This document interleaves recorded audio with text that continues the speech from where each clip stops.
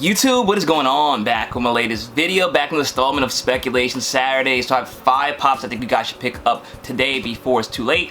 All pretty cool ones. I do have 4 of them, or 3 of them in the collection, and 2 that I'll be trying to add to my collection as well. So hopefully you guys like these picks. So let's get right into it and see what I got. Here we go. Listen, been in the game for a minute, clocking in because it's time to get down to business. Stunting is a habit, on me I'm good at it. Asking around town, I'm known as the Popsavage. Alright guys, before we get into this video, please smash that like button down below. Let me know you guys are enjoying these videos, and as always, if you're new to this channel, welcome. Hit the subscribe button down below as well so you're updated to my most recent content, and hit that bell notification so you're alerted as soon as I post a new video. So if this is your first time tuning in this segment, what I could try to do every Saturday is talk about the financial side of Funko Pops, whether it's different topics I find interesting or pops I think are going to go up in value, and that's what we're going to talk about today. So like I said, I had 5 pops I think are good pickups for your collection today. No real quick video, not anything I think is going to go like super high, but that's never been the point of this channel or this segment. This segment has always been about collecting. You know, there definitely is an investment side of it, but in general, I just want to give you guys a heads up that now may be the time to pick up a pop before it gets expensive, and the whole part of collecting is getting the best bang for your buck, the best value, and not having to spend too much money for the things that you want. And these pops are things that I definitely think are going to not necessarily be future expensive grails, but had the potential, and now may be the best time to get it. So the first pop I want to talk about is one that I don't know why I don't have, and I'm definitely going to try to pick it up. There is a link in the description box below for $10 off your first order via Whatnot. I did see a bunch of them on there, so I think I'm going to pick up one for myself. But the pop is Pac-Man. So why am I talking about Pac-Man now? So if you are younger than me, maybe you might not have played Pac-Man or had Pac-Man growing up. I don't know. I just remember my generation probably. My generation did have it, and before definitely was huge into Pac-Man. Pac-Man is a video game character, one of the first video games, big video games that came out.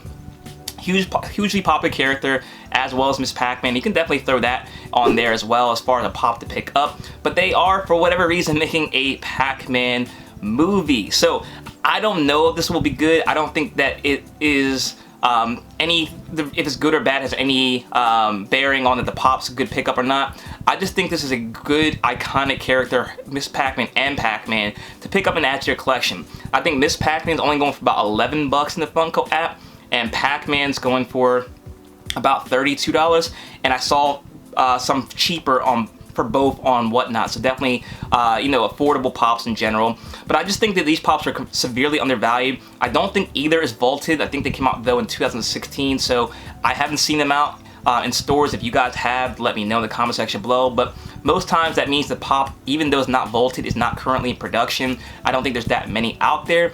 And if the movie hits and it is good, it's going to go to a new audience of fans, and that's what I've always kind of talked about in these segments. Sometimes it's not really important if it's a good or bad movie.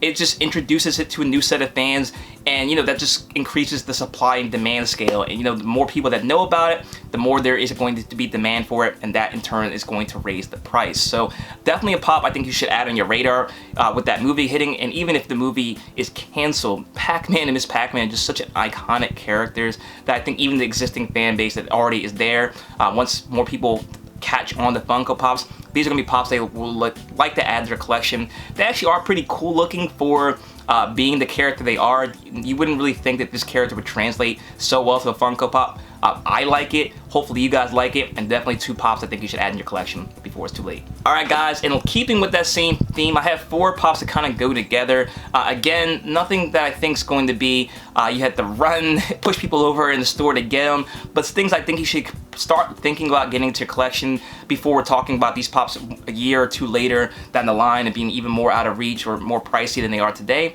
And that is Boo Berry, Count Chocula, Frankenberry, and Fruit Brute. So I do have some of them here. I do have the 10-inch Count Chocula and Frankenberry. I also do have the smaller version of Count Chocula. I don't have Fruit Brute. I got rid of him, I guess, for some reason. I might have traded him away. I don't remember what happened to Fruit Brute. I thought I had him, so I'm definitely going to look to add him back to the collection. But they are restarting or remaking those cereals. I don't remember Fruit Brute growing up. Now here's the Boo Berry right here. But I don't remember Fruit Brute growing up, and like I said, this is going to be introducing a new set of characters to kids nowadays, and maybe adults as well who are going to enjoy sugary cereals. But I just think these characters, for a long time when ad icons were kind of popping off in Funko, they were kind of like the more expensive stuff and steadily climbing.